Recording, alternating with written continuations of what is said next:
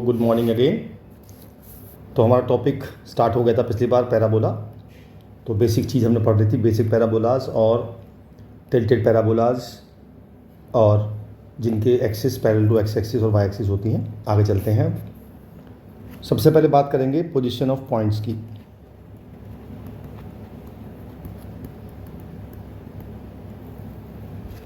जैसे हमने सर्कल में पढ़ा था कि अगर हम किसी पॉइंट को किसी सर्कल के इक्वेशन में रख दें और उसकी वैल्यू अगर नेगेटिव आती है तो इनसाइड होता है, ग्रेटर आती है तो आउटसाइड होता है और इक्वल टू आती है तो ऑन द होता है।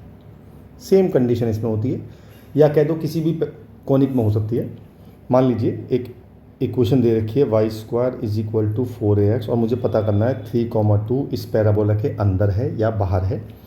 तो मैंने y की जगह 2 पुट किया तो 2 का स्क्वायर, मान लो a की वैल्यू दे रखी है मुझे 2, तो 2 का स्क्वायर -4 इंटू 2 इंटू 3, ये आ गया 4 - 24 यानी कि माइनस के 18 आ गया, नेगेटिव आ गया। इसका मतलब ये पॉइंट इनसाइड द पैराबोला है। ऑलराइट, मान लीजिए आपको दूसरी क्वेश्चन दे दी जाए y square -4y plus 9x plus 13 equal to 0 और पॉइंट है -2,2। मैंने सिंपल पुट कर दिया तो ये हो जाएगा 4 - 8 - 18 प्लस 13, ये आ गया 13 और 4 17 -26, तो ये आ गई माइनस के कितनी 9। तो ये भी नेगेटिव आ रही है, इसका मतलब ये भी इनसाइड द पैराबोला है। ओके, चलिए आगे चलते हैं। सबसे इंपॉर्टेंट टॉपिक पैराबोला में पैरामेट्रिक कोऑर्डिनेट्स, बहुत काम आते हैं ये किसी भी पैराबोला में, मतलब पूरी इक्वेशन में बहुत ज़्यादा काम आते हैं। क्या होते हैं पैरामेट्रिक कोऑर्डिनेट्स?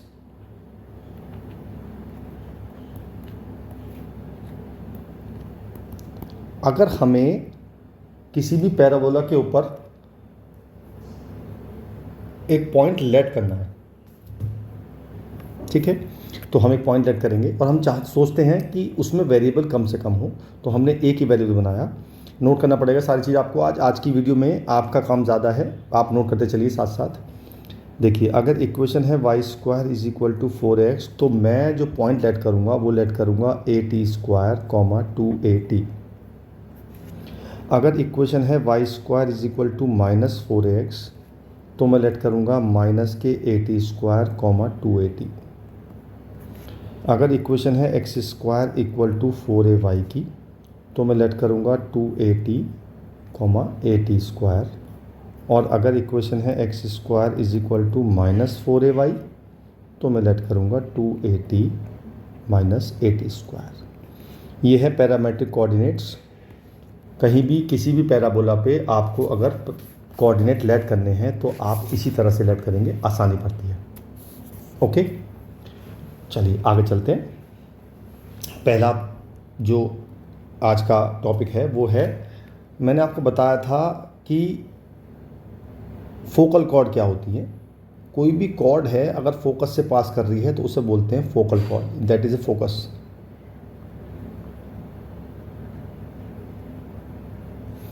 तो अगर ये फोकल कॉर्ड है और आपकी अगर ये at1² 2at1 है और ये है at2² 2at2 है और ये दो पॉइंट हैं a और b, तो इससे जो कॉर्ड बन रही है वो फोकस से पास हो रही है। It means it is a focal cord.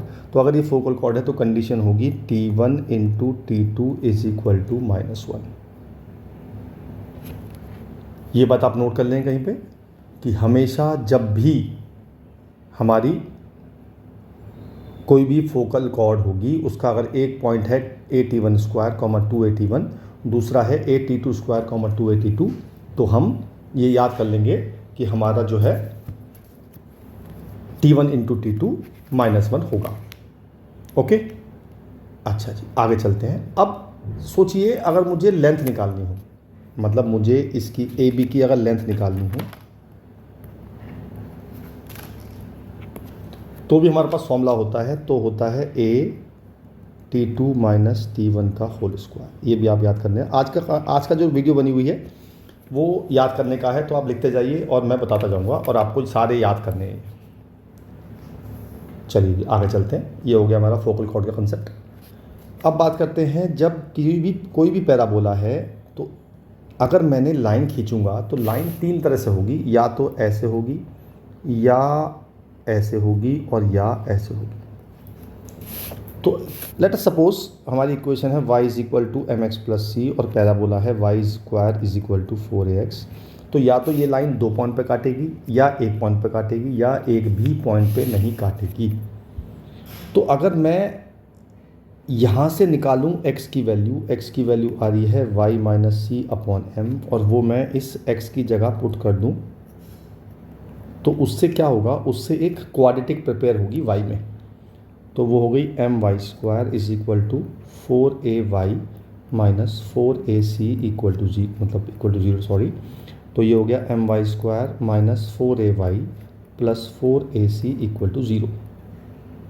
अब इमेजिन करिए कि अगर ये लाइन बिल्कुल बाहर से पास कर रही है, इसका मतलब इन दोनों का इंटरसेक्शन पॉइंट ज़ीरो है, तो इसका जो d होगा वो नेगेटिव आएगा। अगर ये दो पॉइंट पे काटेगी तो इसका d आएगा पॉजिटिव। लेकिन अगर ये एक ही पॉइंट पे टच करेगी तो इसका d आएगा ज़ीरो, बिकॉज इसका केवल एक ही पॉइंट ऑफ इंटरसेक्शन होगा। तो जो लाइन टच करती है उसे बोलते हैं टेंजेंट। तो अगर कोई लाइन किसी की टेंजेंट है तो इसका मैंने d निकाला और उसे मैंने इक्वल टू ज़ीरो पुट कर दिया। d आया मेरा b square minus 4ac equal to zero. ये हो गया 16a square minus 16mac is equal to zero. 16 और a कॉमन ले लिया मैंने, अंदर बचा a minus mc is equal to zero. तो a is equal to mc आ गया, तो मेरा m आ गया a अपॉन c। ये होती है condition of tangency. Condition of tangency, अगर कोई भी लाइन है y equal to m x plus c और वो हमें ये बताना है कि ये इसकी टेंजेंट है कि नहीं है, तो हमारी ये होती है condition tangency c equal to a upon m या m equal to c upon a. एक ही बात है दोनों। बहुत ये भी काफ़ी काम आता है, अगर मुझे कंडीशन टेंजेंसी निकालनी है तो काफ़ी काम आता है। ठीक है जी, चलिए अगला टॉपिक है हमारा टेंजेंट्स। अब ये आपको काफ़ी अच्छा मतलब थोड़ा सा टेक्निकल काम है कि आपको बहुत सारी चीज़ याद करनी पड़ेंगी, पर याद करनी पड़ेंगी, और रास्ता नहीं है। देखिए, हम हर पैराबोला की बात करेंगे। पहले बात करेंगे, अगर मेरा पॉइंट है कोई x1 y1 और ये पॉइंट पैराबोला के ऊपर है,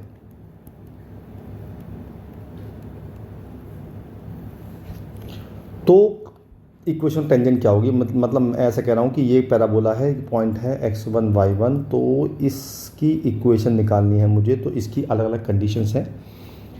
तो पहले बात करता हूँ मैं y square is equal to 4ax की, एक है y square is equal to minus 4ax, एक है x square equal to 4ay और एक है x square equal to minus 4ay।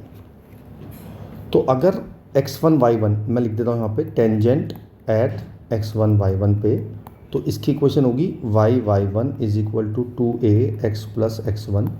इसकी होगी y1 is equal to 2ax plus x1 और बाहर माइनस आएगा। इसकी होगी x1 is equal to 2ay plus y1 और इसकी होगी x1 is equal to minus के 2ay प्लस y1।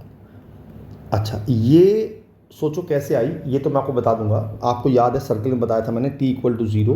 तो t इक्वल टू ज़ीरो हम कैसे निकालते थे, आपको याद होगा। मैंने कहा था एक्स स्क्वायर को रिप्लेस करना है x1 से, वाई स्क्वायर को रिप्लेस करना है y1 से, x को रिप्लेस करना है x प्लस x1 अपॉन 2 से, और y को रिप्लेस करना है y प्लस y1 अपॉन 2 से। यही मैंने यहाँ किया है। देखिए, मैंने y स्क्वायर को रिप्लेस किया है y1 से और x को रिप्लेस किया है मैंने x प्लस x1 अपॉन 2 से 2 कट गया। ठीक है जी, ये होती है टेंजेंट x1 y1। अब बात करते हैं टेंजेंट एट पॉइंट। तो मान लो इक्वेशन है y square equal to 4ax, मैंने आपको लिखवाया था। चलो उसे ही कंटिन्यू कर लेते हैं। मैंने आपको पॉइंट लिखवाए थे अभी ये लिखवाए थे पॉइंट मैंने। तो इस पे टेंजेंट भी साथ साथ लिख लेते हैं, यहीं पे लिख लेते हैं, आपका काम बच जाएगा। इस पे टेंजेंट होती है ty is equal to x plus at square. इस पे होती है ty is equal to minus x plus at square. इस पे होती है t x is equal to y plus a t square, इस पे होती है t x is equal to minus y plus a t square. ये इन चारों पे टेंजेंट है। अगर ये पैराबोला है तो इस पे इस पॉइंट पे टेंजेंट ये बनेगी। ऐसे ही चारों की बताइए, ये आपको याद ही करनी पड़ेंगी क्योंकि कभी कभी क्वेश्चन किसी और पैराबोला पे भी आ जाता है। चलिए आगे चलते हैं। नाउ स्लोप फॉर्म, अगर मुझे किसी टेंजेंट का स्लोप पता है तो टेंजेंट कैसे निकालते हैं, फिर से वही चार पैराबोलास।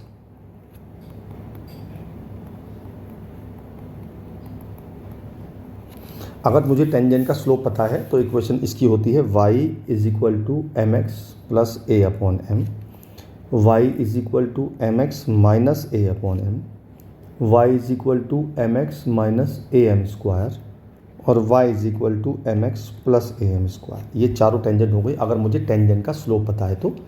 और उस टेंजेंट का पॉइंट ऑफ इंटरसेक्शन जो होगा पैराबोला से वो ये होगा a upon m square two a upon m minus a upon m square two a upon m, two a m और ए एम स्क्वायर, और ये हो गया मेरा two a m minus a m square. ये हुई स्लोप फॉर्म। जब मुझे टेंजेंट का स्लोप पता होगा तो ये होती हैं टेंजेंट्स और ये होती हैं उनके पॉइंट ऑफ इंटरसेक्शन नॉर्मल, मतलब point of intersection of parabola. चलिए आगे चलते हैं। अब एक इम्पॉर्टेंट बात, अगर मैंने दो टेंजेंट खींची, एक पॉइंट है a t one square comma two a t one और एक है a t two square comma two a t two, तो जो इनका पॉइंट ऑफ इंटरसेक्शन होगा वो हमें याद करना पड़ेगा। याद ये करना पड़ेगा कि जो x का कोऑर्डिनेट है यानी कि इसका और इसका ज्योमेट्रिक मीन निकालना है तो आ जाएगा a t one t two, और जो y कोऑर्डिनेट है उसका मुझे अर्थमेटिक मीन निकालना है तो वो आ जाएगा a t one plus t two. ये आ गया मेरा point of intersection of two tangents at point a t one and t two. ये आपको याद कर लीजिएगा, बड़ा काम आता है एक फॉर्मूला। चलिए अब आगे चलते हैं। अब चलते हैं नॉर्मल।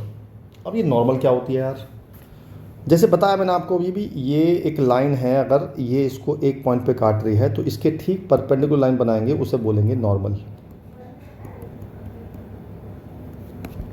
तो अब सारी इक्वेशन की बात ऐसे ही करेंगे जैसे हमने टेंजेंट की थी। सबसे पहले पॉइंट, अगर ये पॉइंट हो A T comma two a t square comma two a T, तो हम अलग अलग पैराबोलास पे अलग अलग निकालेंगे। पहला है y square equal to 4x, दूसरा है y square equal to minus 4x, तीसरा है x square equal to 4ay, चौथा है x square equal to minus 4ay। इस पे टेंजेंट होती है y minus y one is equal to minus के y one upon two a x minus x one. इसकी होती है y minus y one equal to y one upon two a x minus x one. इसकी होती है y minus y one is equal to minus two a upon x one x minus x one, और इसकी होती है y minus y one equal to two a upon x one x minus x one. ये हुई जब एक point होगा x1 y1 और वो हमारा पैराबोला के ऊपर है, तब हम निकालते हैं ये वाली। दूसरी आती है, उसी में बताई थी मैंने आपको, Y square equal to 4x। इस पर पॉइंट जो मानेंगे वो मानेंगे a t square comma two a t, और इस पर जो नॉर्मल बनेगी वो बनेगी y plus t x is equal to two a t plus a t cube. अगर y square equal to minus 4x है तो पॉइंट होगा माइनस के a t square comma two a t, और आपने क्या करना है उसमें सिर्फ इतना करना है कि जो x है उसको माइनस एक्स से रिप्लेस कर देना, बाकी सब सेम रहेगा। अगर x square equal to 4ay है तो पॉइंट होगा हमारा, क्या बताया था मैंने आपको, 2at कॉमा ए टी स्क्वायर। इसमें आपको सिर्फ इतना करना है कि x को y से, y को x से रिप्लेस करना है इस इक्वेशन में, यानी कि x plus t y is equal to 2at plus a t cube. और अगर x square equal to minus 4ay होगा तो पॉइंट होगा 2at comma minus a t square, और ये हो जाएगा, क्या हो जाएगा गैस करो, यस y का साइन चेंज हो जाएगा, यानी कि y minus t y, x minus t y is equal to 2at plus a t cube. ये हुई नॉर्मल तब जब हमें पॉइंट t में पता हो। अब आखिरी बात, Y square equal to 4ax। अगर मुझे स्लोप पता है किसी नॉर्मल का तो इक्वेशन होती है y is equal to m x minus 2am minus a m cube और पॉइंट ऑफ इंटरसेक्शन जैसे मैंने टेंजेंट में लिखवाया था am² कॉमा -2am। अगर y² इक्वल टू -4ax होगा तो क्या होगा, तो होगा सब कुछ सेम रहेगा, बस इस दोनों साइन प्लस के हो जाएंगे, ये वाला भी और ये वाला भी, यानी कि y is equal to mx plus 2am plus am³। और गैस करो उसमें क्या चेंज होगा, x वाला नेगेटिव हो जाएगा और y वाला पॉजिटिव हो जाएगा। अगर इक्वेशन है x² इक्वल टू 4ay तो हमारी नॉर्मल की इक्वेशन होती है y is equal to mx plus 2a plus a/m², और point of intersection -2a/m upon a/m²। x² equal to -4ay, तो इक्वेशन y is equal to mx minus 2a minus a/m², और point of intersection होगा 2a/m और minus a/m²। ये तब बताते हैं जब हमारा m पता हो किसी नॉर्मल का स्लोप। ये जो m होगा that will be the slope of normal जो हम निकालना चाह रहे हैं। चलिए अगला कंसेप्ट समझते हैं। मान लीजिए कोई पैराबोला है, मैंने इस पॉइंट लिया, मैंने यहाँ पे at1² कॉमा 2at1 और इस पर एक नॉर्मल बनाई मैंने, और उस नॉर्मल ने हमारे पैराबोला को दोबारा काटा at2² कॉमा 2at2। बड़ा काम आएगा ये भी। तो हमारे पास t1 t2 के बीच में रिलेशन होता है, t2 होता है -t1 और -2/t1। तो ये एक रिलेशन होता है जब मुझे एक नॉर्मल खींची मैंने एक पॉइंट पे t1 पॉइंट पे और उसने उसी पैराबोला को t2 पॉइंट पे काट दिया, तो हम ये कंडीशन यूज़ कर सकते हैं, कभी कभी काफ़ी काम आती है। आगे चलते हैं। नाउ मैंने आपको लिखवाई इक्वेशन, अगर मुझे किसी नॉर्मल का स्लोप पता है तो हमारी इक्वेशन ये होती है। अब सोचिए कि अगर ये नॉर्मल एक फिक्स पॉइंट से पास कर रही है, मान लो पॉइंट मान लिया मैंने h, k, तो अगर मैं इसमें पुट कर दूं y की जगह k और x की जगह h, तो ये एक m में क्यूबिक बन गई ना क्यूबिक। इसका मतलब ये हुआ कि अगर हम एक पॉइंट से नॉर्मल खींचते हैं तो we can draw 3 normals, because अगर क्यूबिक है तो m की 3 वैल्यूज़ आएंगी। तो मैं कहूँगा कि एक नॉर्मल ये बना दी मैंने, एक नॉर्मल ये बना दी मैंने, एक नॉर्मल ये बना दी, तो दे कैन बी 3 नॉर्मल्स खींच सकते हैं हम, अगर वो नॉर्मल इस पॉइंट से पास कर रही है। इसका स्लोप है m1, इसका स्लोप है m2, इसका स्लोप है m3। तो अगर मैं इस क्यूबिक के हिसाब से क्यूबिक बना लूँ am³ और plus m 2a minus h minus k equal to 0, तो इसके रूट्स होंगे m1 m2 m3। तो m1 plus m2 plus m3 is equal to होगा 0। m1 m2 plus m2 m3 plus m3 m1, ये हो जाएगा मेरा 2a minus h upon a, और m1 m2 m3 ये हो जाएगा माइनस k अपॉन a। तो these are the relation between m1 m2 and m3। Okay, अच्छा जी।